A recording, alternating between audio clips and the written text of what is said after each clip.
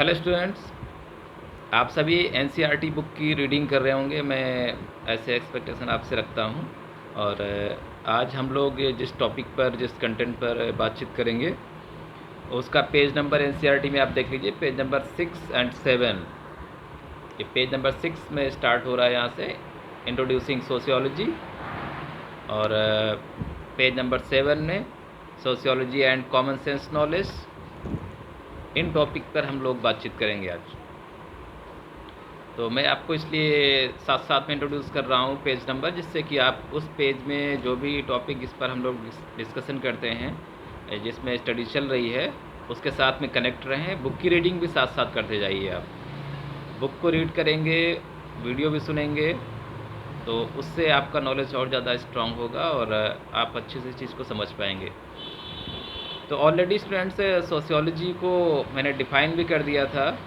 आपको बताया था मैंने कि ये एक सब्जेक्ट है जिसमें हम लोग सोसाइटी, उसमें जो सिटीजन्स हैं उनका बिहेवियर, उसके बाद में सोशल इंस्टीट्यूशंस, स्ट्रक्चर, इन सभी चीज़ों की स्टडी करते हैं।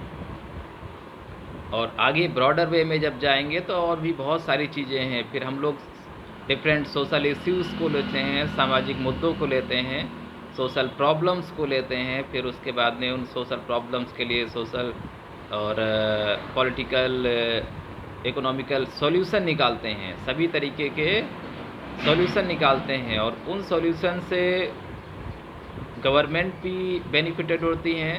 सरकारें उन सॉल्यूशन से प्रोग्राम लॉन्च करती हैं, जनता को उनके भले के लिए, कल्याण के लिए योजनाएं प्रारंभ करती हैं। देश और दुनिया भर के बहुत सारे सोशल और दूसरे चैरिटेबल जो ऑर्गेनाइजेशन हैं, समाज सेवी संस्थान हैं, वो भी इन सॉल्यूशन से लाभ लेकर के जनता के बीच समाज कार्य करते हैं और जनता का भला करने की कोशिश करते हैं। तो सोशियोलॉजी में ये सभी चीज़ें हैं। अभी जो आप ये पेज नंबर 6 और 7 जब रीड करेंगे सोशियोलॉजी के इंट्रोडक्शन को, तो इसमें एक चीज़ आपको बहुत क्लियर दिखेगी कि सोशियोलॉजी सिर्फ एक सब्जेक्ट ही नहीं और एक चलताऊ मैटर नहीं है, ये एक साइंस है। Sociology is just like science. Science की तरह ही इसमें भी वो सभी होती हैं। सबसे पहले हम किसी एक एजम्पशन को लेते हैं, कोई परिकल्पना बनाते हैं, कल्पना के आधार पर फिर एक प्रॉब्लम सामने लाते हैं, क्वेश्चन मार्क लगाते हैं, क्वेश्चन जनरेट करते हैं आखिर ऐसा क्यों हो रहा है। इसके बाद में फिर उस पर हम लोग एक्सपेरिमेंट करते हैं। एक्सपेरिमेंट करने के बाद में कुछ रिज़ल्ट्स बनाते हैं और फिर फाइनली जो हम लोग होता है कि वो एक फाइनल रिज़ल्ट, जिसको कंक्लूज़न कहेंगे, एक अंतिम आखिरी रिज़ल्ट पर पहुंचते हैं उस समस्या के समाधान के लिए, जो सॉल्यूशन होता है वो। तो ये बिल्कुल जस्ट लाइक एक साइंस की तरह है। सोशियोलॉजी में भी बिल्कुल साइंटिफिक मेथड का इस्तेमाल होता है। हम सिर्फ कॉमन सेंस का या जनरली जो भी चीज़ें विजुअल हो रही हैं उनको देख करके डायरेक्ट प्रॉब्लम और उसके सॉल्यूशन तक नहीं पहुंचते हैं। और ये मैं आपको इसलिए बता रहा हूँ कि जब भी स्टूडेंट सोशियोलॉजी सब्जेक्ट पढ़ते हैं तो स्टार्टिंग में जैसा कि बताया जाता है कि ये एक ऐसा सब्जेक्ट है जो आपकी लाइफ से जुड़ा हुआ है। हमारे चारों तरफ एनवायरनमेंट में, कम्युनिटी में सब कुछ जो चीज़ें हो रही हैं, जितने भी सोशल इश्यूज़ हैं, उनको स्टडी करना है, उन्हीं पर हमें अपने माइंड को फोकस करना है। तो ऐसा लगता है कि बहुत ईजियर है। तो ईजियर तो है, इसमें कोई दो राय नहीं है। अदर सब्जेक्ट के रिस्पेक्ट में, साइंस, मैथमेटिक्स और दूसरे सब्जेक्ट के रिस्पेक्ट में सोशियोलॉजी बहुत ईजियर है। उसका रीज़न मैंने क्योंकि ये हमारे डायरेक्ट कनेक्शन में है, हम इससे डायरेक्ट कनेक्टेड हैं इसलिए। और हमारे लाइफ में भी बहुत सारे इवेंट, बहुत सी चीज़ें ऐसी होती रहती हैं कि ये सब्जेक्ट इतना टफ नहीं है, लेकिन फिर भी इसको बिल्कुल आप एक सुपरफिशियल, सतही सब्जेक्ट न मानें कि ये सिर्फ मजाक है, ऐसा नहीं है। यहाँ पर भी साइंटिफिक मेथड यूज़ किए जाते हैं और एक प्रॉपर वे में, एक डिसिप्लिन में, एक नियम कानून के दायरे में रह करके हम लोग चीज़ों को ऑब्ज़र्व करते हैं और फिर उन प्रॉब्लम्स को, इश्यूज़ को, मैटर्स को डिस्कस करते हैं और फिर एक यूनिवर्सल सॉल्यूशन पर पहुंचते हैं। एक सर्वमान्य, सार्वभौमिक या सर्वस्वीकृत निष्कर्ष तक पहुँचते हैं, ऐसा एक सॉल्यूशन और ऐसी एक थ्योरी बनाते हैं जिसको एक बहुत बड़ा प्रोपोर्शन, जनता का एक बहुत बड़ा हिस्सा सर्वसम्मति से स्वीकार करे। देखिए, ये किसी भी सब्जेक्ट में आप जाएंगे, किसी मैटर को लीजिए, अगर जनता का एक बहुत बड़ा वर्ग उस कॉन्सेप्ट को, उस थ्योरी को अगर स्वीकार नहीं कर रहा है, एक्सेप्ट नहीं कर रहा है, एक कॉमन एक्सेप्टेंस नहीं है, तो इसका मतलब फिर वो थ्योरी और कॉन्सेप्ट का कोई मतलब नहीं है। या तो वो जनता की, कॉमन सिटीजन की समझ में नहीं आ रहा है, या फिर वो पूरी तरीके से टोटली रॉन्ग है, और इसीलिए उसको कॉमन एक्सेप्टेंस नहीं मिलता है। तो सोशियोलॉजी में भी यही है। हम अगर सोसाइटी, कम्युनिटी से रिलेटेड किसी इश्यू को लेकर के अपना कोई व्यू देना चाहते हैं, या अपना कोई एक अपनी थ्योरी देना चाहते हैं, तो उसको एक कॉमन एक्सेप्टेंस मिलना चाहिए, पब्लिक का एक्सेप्टेंस होना चाहिए, जनता उसे स्वीकार करे और ये माने सभी तरीके से। जैसे साइंस में होता है कि उसमें क्या होता है कि एक टेस्ट होते हैं, आपने बायोलॉजी वगैरह में सुना होगा, या फिर मेडिकल साइंस में सुना होगा कि ब्लड टेस्ट होते हैं, दूसरे बहुत डिफरेंट टाइप के न्यूरोलॉजिकल और बॉडी से रिलेटेड टेस्ट होते हैं। उन टेस्ट में कुछ केमिकल्स का इस्तेमाल करके हम चीज़ों को या उन पर्टिकुलर प्रॉब्लम, डिजीज़ को डायग्नोस करने की, उस बीमारी को पहचानने की कोशिश करते हैं, और कुछ सिम्टम्स जब दिख जाते हैं उन टेस्ट में, तो ये क्लियर हो जाता है कि इस पर्सन को बीमारी है।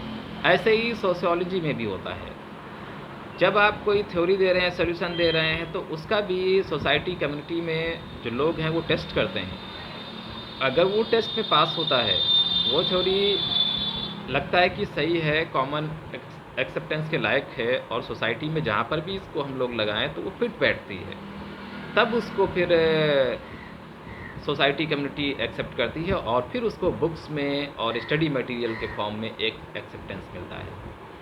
आप ऐसे नहीं कि मैं कुछ भी बोल दूं या आप बोल देंगे और वो सोशियोलॉजी का पार्ट बन जाएगा, या थ्योरी बन जाएगी, डेफिनेशन बन जाएगी, ऐसा नहीं है। उसको एक कॉमन एक्सेप्टेंस, जनता के बहुत बड़े वर्ग द्वारा स्वीकृति मिलनी चाहिए, तब जा कर के वो थ्योरी सही साबित होती है, और उसको कोई ना कोई एक प्लेस मिलता है सोशियोलॉजी में।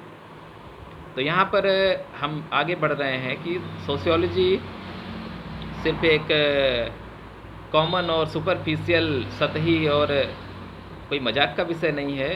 ये भी एक साइंटिफिक मेथड से, साइंटिफिक रिसर्च पर बेस्ड सब्जेक्ट है, और इसमें खास बात ये है कि कुछ ऐसी साइंस की ब्रांचेस, जैसे जूलॉजी, बॉटनी में जो आपने सुना होगा कभी, जो डार्विन की थ्योरी है, डार्विनवाद का सिद्धांत है, उसमें जो स्ट्रगल है, सर्वाइवल ऑफ द फिटेस्ट है, ये सभी कॉन्सेप्ट सोशियोलॉजी में भी लागू होते हैं, और उनसे बहुत सारी चीज़ें, बहुत से रिजल्ट निकल करके आते हैं।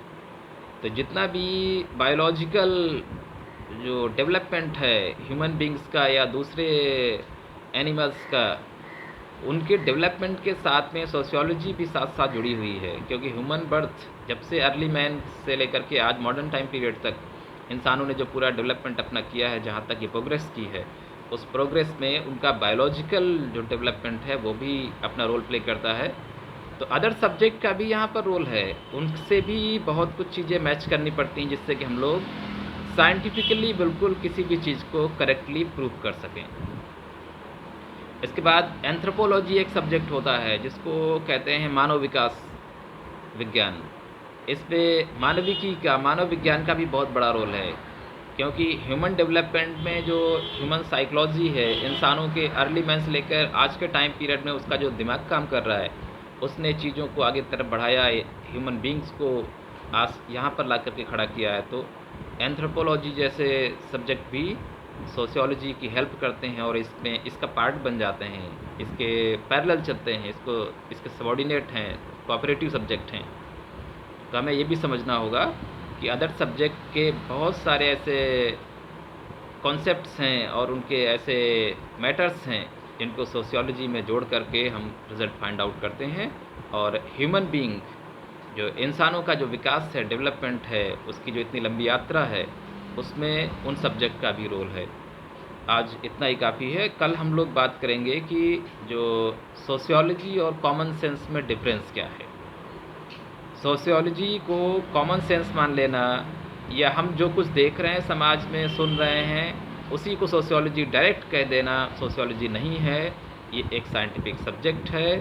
इसमें अदर सब्जेक्ट की तरह ही वो सभी चीज़ें शामिल हैं जो होनी चाहिए, इसलिए इसको कॉमन सेंस से अलग रखा गया है। कॉमन सेंस और जो जनरल विजुअल जो सामने चीज़ें दिख रही हैं, उसमें और सोशियोलॉजी में थोड़ा डिफरेंस है। तो कल हम इस बात पर डिस्कशन करेंगे।